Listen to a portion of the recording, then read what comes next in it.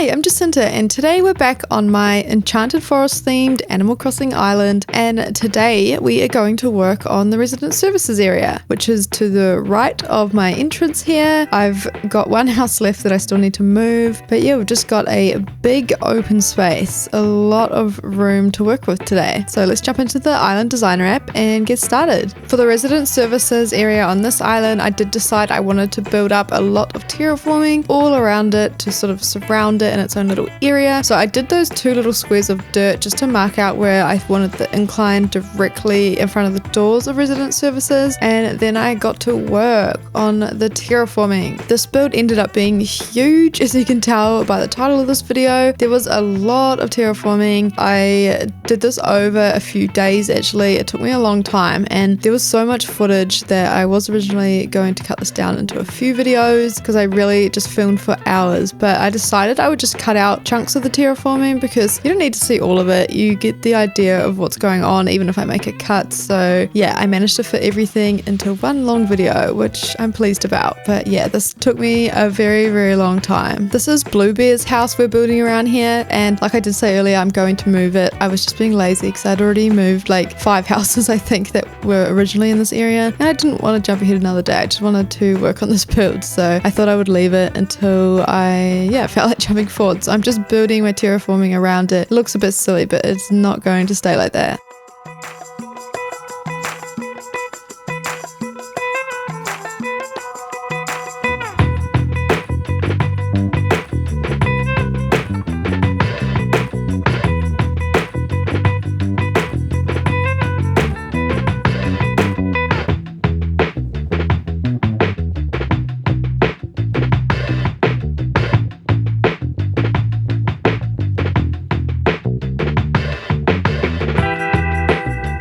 Once I got through most of the terraforming in front of resident services, I jumped to the back of it and started building up the terraforming there because, like I said, I want it surrounding the building. And I'm leaving this area to the right of the plaza empty because I decided I'm going to put a lake in there. I thought it'd be really pretty having the lake and a lookout as well next to resident services. And also resident services is an area that your villagers hang out a lot, and I thought they'd fish in the lake and sit near it. So yeah, I thought that was a really cute idea. And sorry if I say resident services way too many times in this video.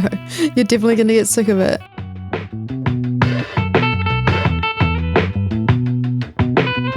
Then moving on to the waterscaping for the lake, and it's a decent sized area. It's not like the largest lake, it's probably more of a large pond, but yeah, it was still a decent sized area, and it was a really good space filler because I am like slightly running out of ideas for this island. So anything easy like a lake or a giant pond that will fill in a large amount of space is the perfect build for me at the moment.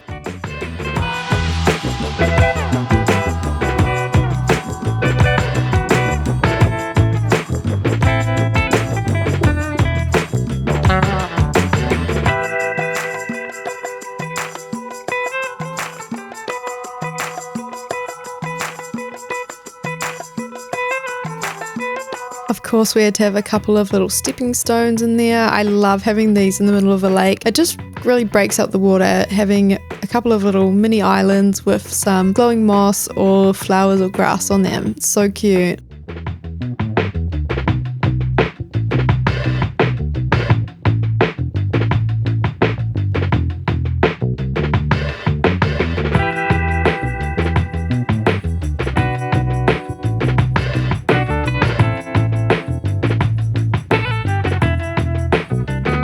Once most of the waterscaping for the lake was done, I climbed up to the second level and just did a little cut for where I want my river connecting down into the lake, and later I will turn that into a little river up on the second layer. I put a natural ramp down in the area in front of resident services. I wasn't sure if this was too far back or not. It's kind of hard to tell because you can't move around when you're testing out how the ramp looks, but here we are jumping ahead a second day, and I was thinking, this is too far back. I should have done the area a bit closer. So I do end up changing that later. The large block of land I built here was really quite big, so I wanted a nice river going through it to break it up a bit and to take up some space. So yeah, that's me here just struggling with the waterscaping. Making it natural looking rivers are always just so difficult, but I think it turned out really nice in the end.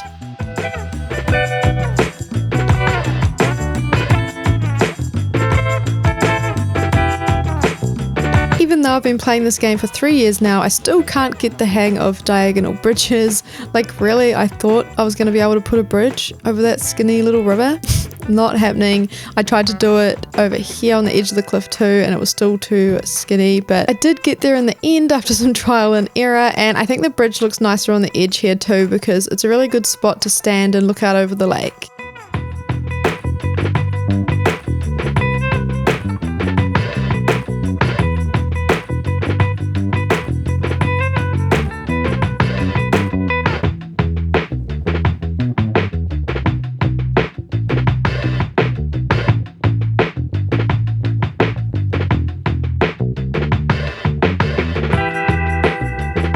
As like all of my builds on this island, I wanted it to be very natural and filled with lots of the plant items. So I'm just planting a lot of trees. I only had them in the seedling form, so the area does look a little bit empty until they start to grow in. But yeah, we've got lots. We've got lots growing in this area. On the right hand side of the river, we had enough room for a villager's yard, so I decided to move my favourite boy Bones up there. And on the way to put his house down, I got distracted and decided I just had to finish this little area down on the bottom level. I really jump around a lot in this video, sorry, I hope you can keep up okay.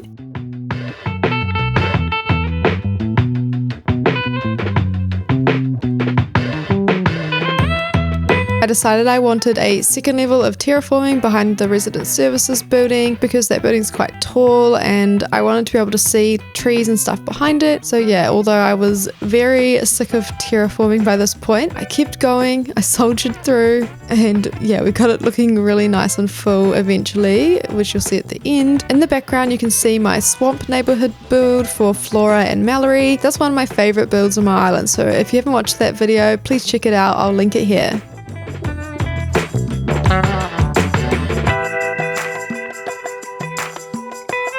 I decided to jump ahead a day so we would get Bones' house placed down, and this is where it is, and he's got a really cute little yard, bit of a funny shape, so for a moment I was a bit stumped. I wasn't really sure what I was going to put there, so I jumped around and decided to work on a different area instead. This is in front of the plaza. I did get that incline removed because I didn't like where it was placed, so I just filled in some more of the terraforming to bring it forward a bit. Also, all my villagers that spawned in the plaza when I reopened the game, they're just all stuck here. There's no way for them to get out, so it was kind of hard to build around them. They kept getting in the way a few times throughout this video. They're so cute though, I can't be mad.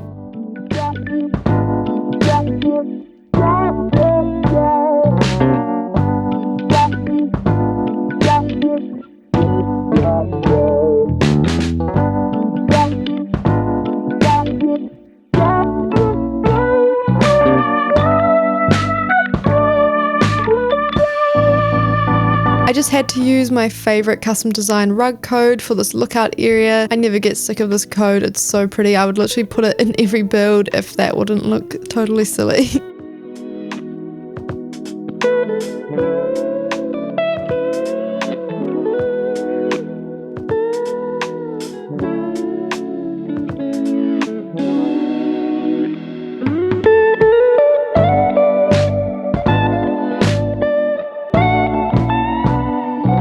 Jumping back to the area behind the lake, I added some more terraforming because I wanted to do another level of waterfalls because they always look so much better. I don't know why I didn't think of it originally, but yeah, I think this is why this build takes so long. It's just so much area to fill, so much jumping back and forth, and so many ideas popping up in my head.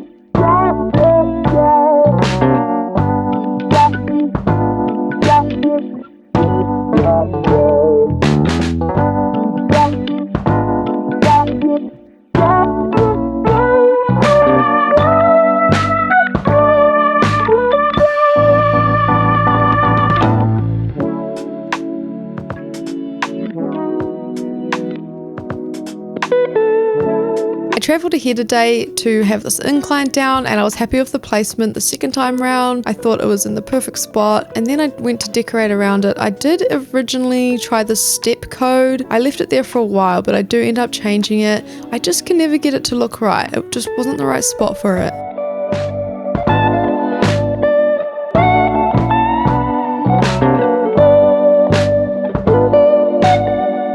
I had been decorating and filming for so long by this point. This area was just huge. It just felt like no matter how many items and glowing moss and trees I added, it was just never going to be full. But yeah, we do get there eventually. I think this was still my first day of filming, and I think I had been going for like 8 hours by this point, and yeah, there was just so much more to go.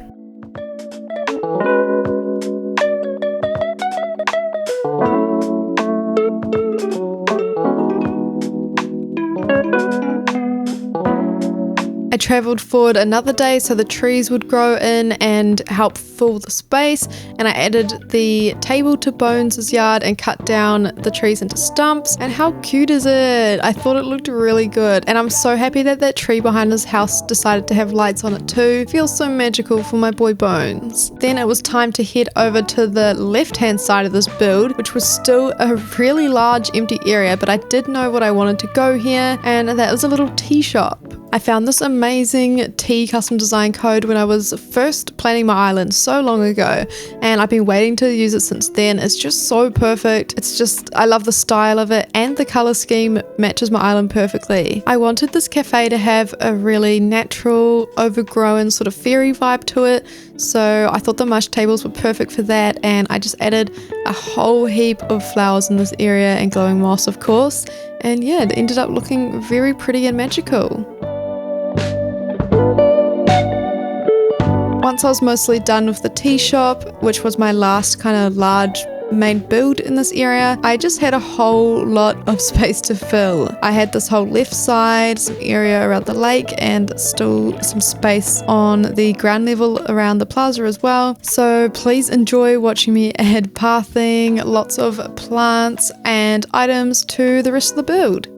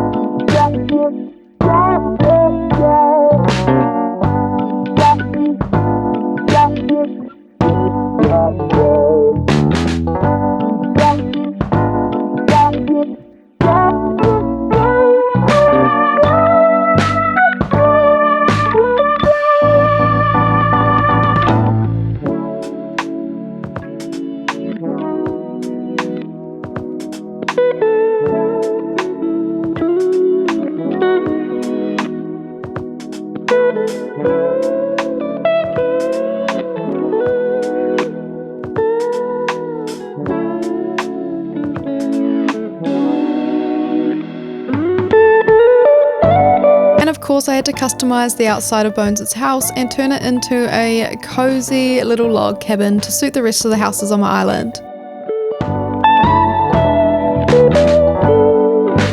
Oh my gosh, stop. I'm so hungry doing this voiceover, and those donuts, they look so good. Now I'm craving donuts. I really want donuts now.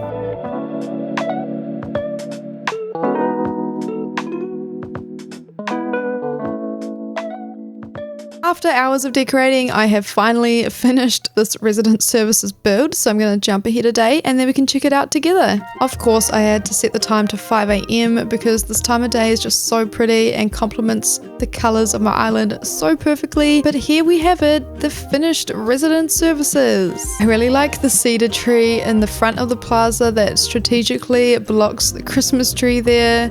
This time of year, it's obviously summer in the southern hemisphere. It's perfect for my island theme, but I do wish I didn't have Christmas decorations in the plaza, but the magical cedar trees work perfectly. We've got one in the back behind the lake and one on the other side of resident services, and we got one behind Bones' house. So that's pretty good getting 3 in one area. I'm very pleased with that. How cute that Tia decided to join us while we were checking out the tea shop. I don't think I'm going to keep her. People have said to keep her and that she's perfect for an enchanted island, but I'm not sure. What do you think? I'm not sold on her yet. I don't love her. She's cute, but I just don't love her for this island. I did keep Bones' yard quite simple. It's very natural, and of course the table with the cute little stump chairs is the main feature, and I think it's fine. I do really love how it turned out, and the style of his house is really nice as well. I thought I would open my map and show you how large this build really was. Look at it. It literally takes up a whole quarter of my island. How crazy is that? And we really haven't got that much space to go. It's mainly only the back right corner and a few little patches in the middle and the beaches. We're getting closer to finishing for sure. Well, as always, I really hope you enjoyed this video. I hope you love how this build turned out. I do really like it, and yeah, I'm glad it's done now. But thanks for watching. Bye.